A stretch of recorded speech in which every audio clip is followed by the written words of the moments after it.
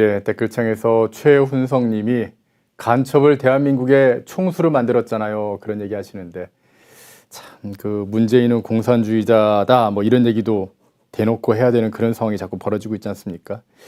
그런데 진짜 간첩이 지금 판을 쳤던 모양입니다. 어떻게 보면 문재인이 이 국정원의 조직 자체를 완전히 망가뜨려 버렸지 않습니까? 물론 뭐 그 전에 김대중 정부 때 이미 국정원은 완전히 뭐 망가지기를 한번 대환란을 겪긴 했는데 어쨌든 문재인 5년 동안 제대로 탄압을 받으면서 그 기능이 멈춰버렸죠. 그랬더니만 이 간첩 조직이 엄청나게 활개를 쳤던 모양입니다. 오늘 간첩단 2군데가 지금 적발됐다 그렇게 기사가 쏟아졌는데요.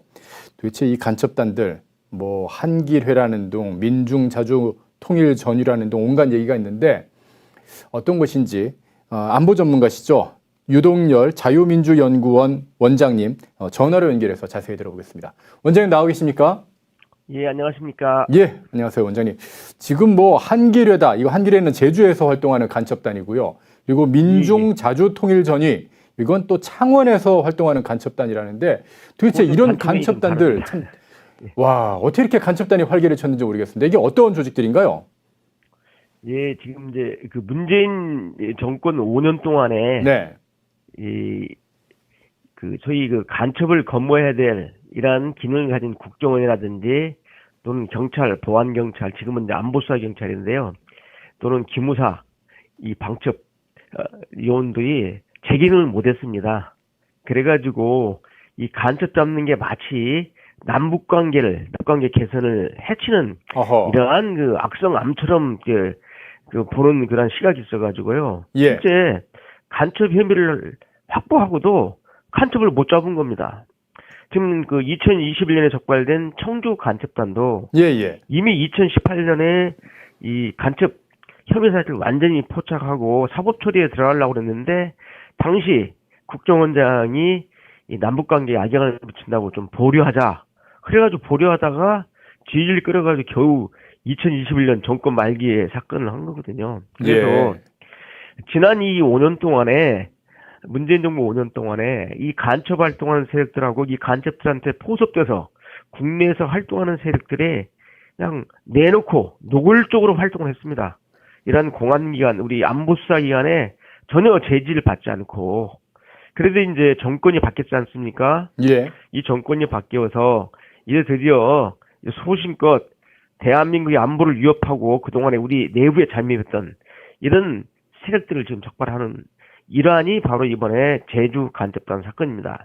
자, 그런데 이번 이 제주 간첩단 사건은 일단 그 제주 간첩단만 말씀을 올리면은 그 2017년에 그 7월 29일 날 이 제주 간첩단의 총책인 강모 씨가 캄보디아 앙코르에서 가가지고 북한 문화교육이라는 북한의 대남 간첩 공작 부서가 있습니다. 이 부서의 공작원을 김명성을 거기서 접선을 합니다.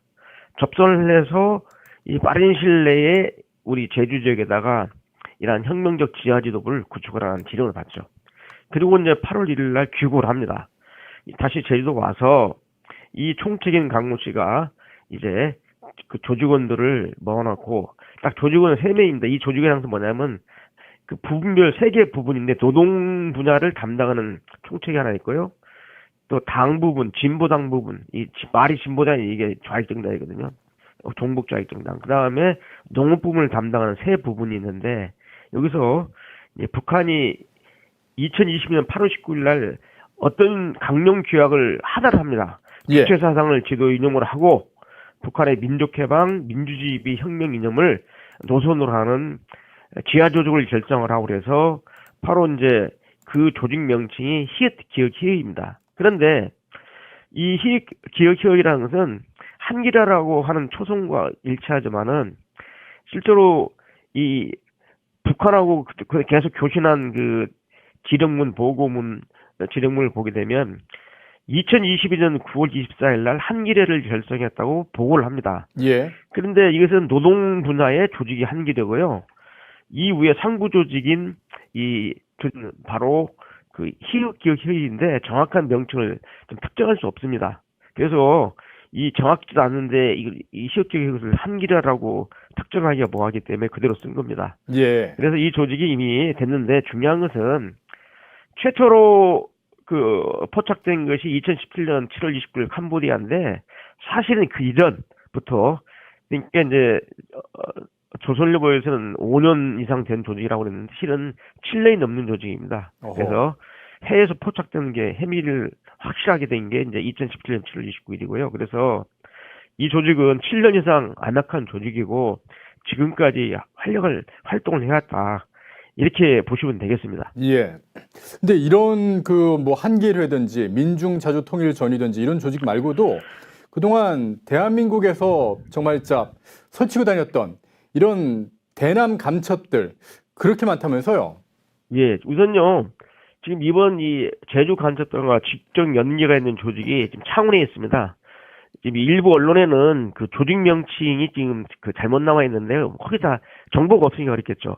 정확히 말하면 창원 조직이 자주통일 민중전입니다. 이 전이라는 것은 그 북한의 대남혁명을 수행하는 전위대다. 그래서 예. 벵가드, 영어로 벵가드, 제일 앞에 나서는 조직이라는데 이 자주통일 민중전이라는 조직이 바로 이 창원 쪽에 있는 북한의 대남혁명 전위대 조직이고요.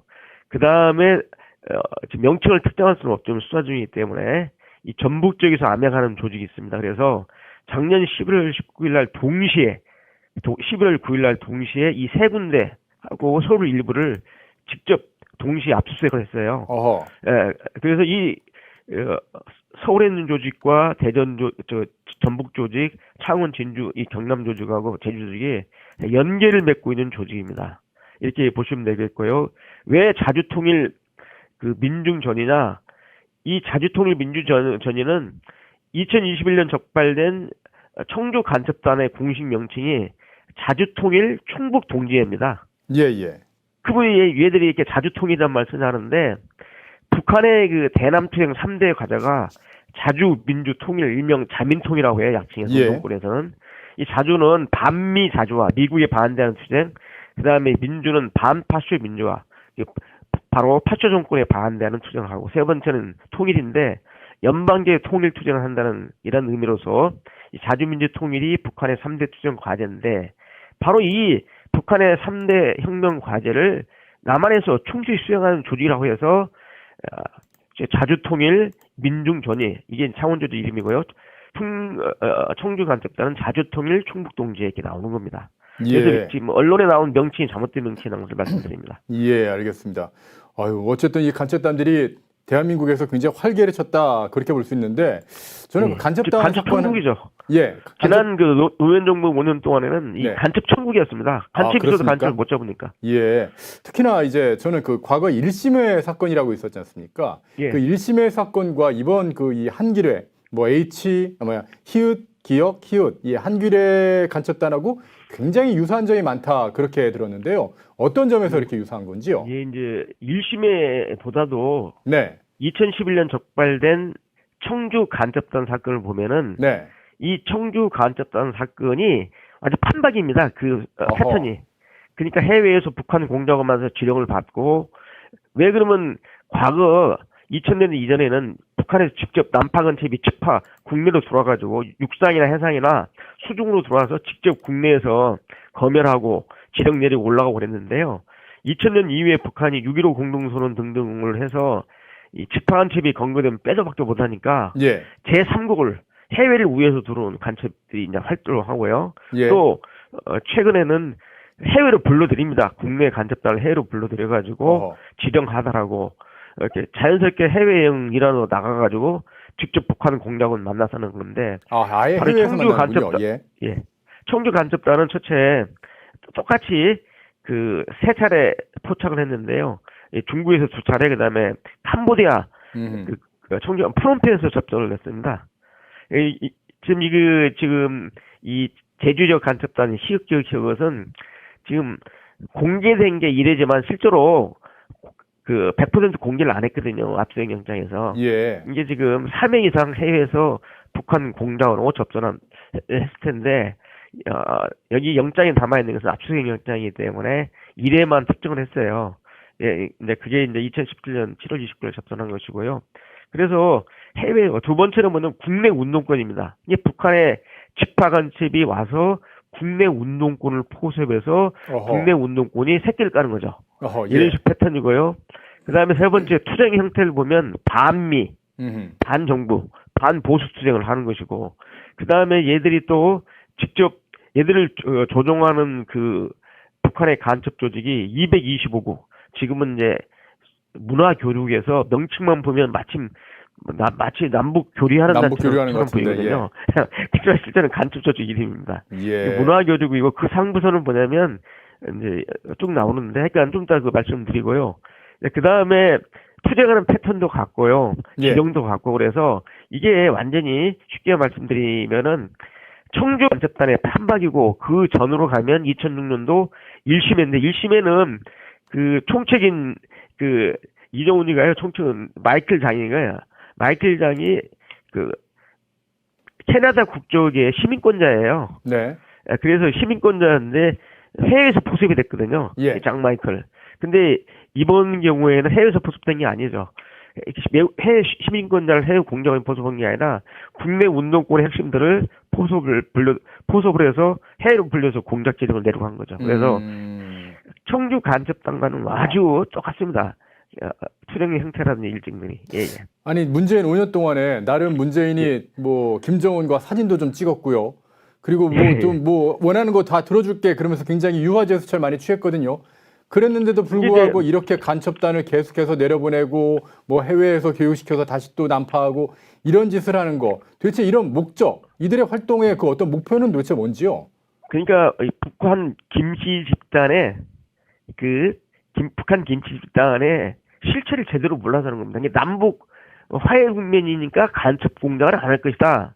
이건 우리 문재인 정부의 희망사항이죠. 예. 예를 들면은 김대중 정부 때도 남북 대화 중에도 민주혁명이라는 간첩단이 적발된 적이 있고요. 문재인 정부 나처럼 그랬는데 뭐냐면 북한의 대남 공작 부서의 목표는 남한을 해방시켜서 공산화시켜서 전한반도를 공산주의 국가 정권을 팔고 김씨 정권을 수립하는 거예요. 이게 대남 공작 부서의 목표이기 때문에 네. 이 대남 공작 부서는 아무리 남북 관계가 저희 그 화해 국면으로 가고 유화 국면으로 가도 거기는 이 남북 관계이란 그때 관계없이 계속 지하 공작을 통한 남한 사회에 간첩을 난파시키고 남한의 혁명적 지지 세력을 갖다가 확산시켜가지고 결정적 시기를 조성해서 혁명을 성공시키려고 하기 때문에 우리 기대와는 달리 남북 대화 국면이라고 해서 북한이 대남 간첩 공작을 중지하는 게 결코 아니라는 것을 청주 간첩단 사건이나 이번 그 제주 간첩단 사건에서 재확인되는 거죠. 예. 착각이죠. 예. 제일 큰 문제는 이런 어떤 북괴 공작, 대남 공작에 동조하는 사람들일 텐데 아까 운동권 세력들이 주로 동조한다고 그랬는데요. 구체적으로 어떤 사람들이 여기에 동조를 하고 있나요?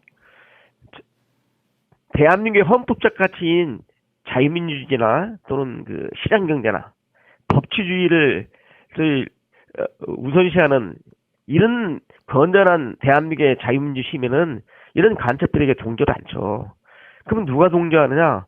이 국내 운동권의 핵심들은 이 청주 간첩단이나 또는 그전에 있던 일심회나 또 조선노동당 중부적장 사건 1992년에 이런 사건에서 보듯이 국내 핵심 운동권들은 북한에 포섭된 간첩이고 북한에 포섭된 간첩이 이 움직이는 조직에 가입을 해서 친북 종북 활동을 하는 이런 세력이죠. 이게 건전한 대한민국의 자유민주 시민이 아니라 바로 사상적으로 주체 사상과 북한 노선에 경도된 이런 소위 말하는 종북 세력들이 바로 이러한 북한의 대남 공작에 핵심 인물이 포섭되고 그 포섭된 국내 간첩들이 또 재포섭한 이러한 인물들이 진보 운동이라고 또는 민주화 운동이라고 이렇게 둔갑해가지고 자기들이 마치 양심적인 이런 세력인 양 지금 우리 국내에서 활동하고 정당화하고 있는 것이죠. 예. 예. 근데 지금 제가 좀 걱정되는 게 이게 내년, 그러니까 2024년부터는 국정원의 대공수사권이 경찰로 옮겨진다고 그러더라고요. 지금 이제 국정원이 그나마 그래도 뭐 탄압을 많이 받았지만 그래도 대공수사권을 가지고서 수사해서 이렇게 감췄담을 잡아냈는데 경찰이 이런 간첩들을 잡아낼 수 있을까요? 참 걱정되는데요. 예, 제가 처음으로 왔지만 제가 이 경찰청 소속의 이 연구소에서 대공 분석관 연구관으로 25년 이상 근무한 사람입니다. 그런데 저는 국정원의 대공수사권의 경찰위원회에 대해서 반대를 했습니다. 일관되게. 제가 항의도 많이 받았어요. 너 친정집일래 네가 왜 쌍수를 두고 경찰 반대하냐고 출신이신데, 우리 제자들한테도 많은 항의를 받았는데 네. 저는 국가를 위해서 그런 거죠. 이 국정원의 대공수사권은 북한의 정찰총국이라는 대남 간첩 공작의 총본산도 두려워하는 조직입니다. 그래서 북한이 계속 국가보안법을 없애라, 국정원의 대공수사국이라 국정원 또는 기무사를 해체하라, 경찰 보안수사대를 해체하라고 계속 대남 지령을 내린 내용인데 문재인 정부가 바로 북한의 대남 공작을 저지하는 강력한 억지력, 디터런스인 국정원의 대공수사국을 수사권을 갖다가 폐지하는 법률안을 2021년에 통과시켜버렸어요. 그래가지고 2024년 내년 1월 1일부터는 국정원이 대공수사권이 없습니다. 경찰로 완전히 이관되는데 이제 윤석열 정부는 이제 법 개정이라든지 아니면 다른 훈련 개정을 통해서 국정원이 계속적으로 대공수사권을 행사하고 또 경찰도 경찰 나름대로 대공수사권을 행사하고 또 군에서는 군 간첩 사건 관련은 방첩자령부 행사하는 이러한 소위 서로 각 부서에 대한 기능성을 인정을 하면서 서로 상호 협력과 경쟁을 하면서 북한의 대남 간첩 침투 공작을 막아야 되는데 지금 이 현재 현행법상은 내년 1월 1일자로 넘어가기 때문에 이거에 대해서 저는 반대를 하고 국정원의 대공수사권을 폐지하는 것은 바로 이러한 해외에서 공작하고 있는 우리 경찰은 좀 미안하지만 해외에 이 방첩망이 없습니다. 그렇기 때문에 이렇게 청주 간첩단이나 해외에서 공작을 벌이는 이 제주 간첩단 등등을 원천적으로 포괄하고 활용할 수 없는 거예요. 그렇기 때문에 우리 경찰은 또 국내 안보 수사는 잘합니다. 물론 간첩 수사하지만 다 기능 잘하는 데가 있어요. 또 국정원은 이렇게 간첩 수사를 잘하고 이렇기 때문에 서로 이렇게 기능을 서로 분화해가지고 자기 특기를 가지고 활동하는 게 좋죠. 그래서 저는 정말 국가 안보를 생각한다면 지금 국회를 장악하고 있는 민주당 다수 의석으로 입법 독재를 하고 있는데 정말 국가 안보를 생각하는 의원들이라면은 국정원법을 재개정해서 국정원의 대공수사권을 다시 존치시켜야 된다고 저는 주장합니다.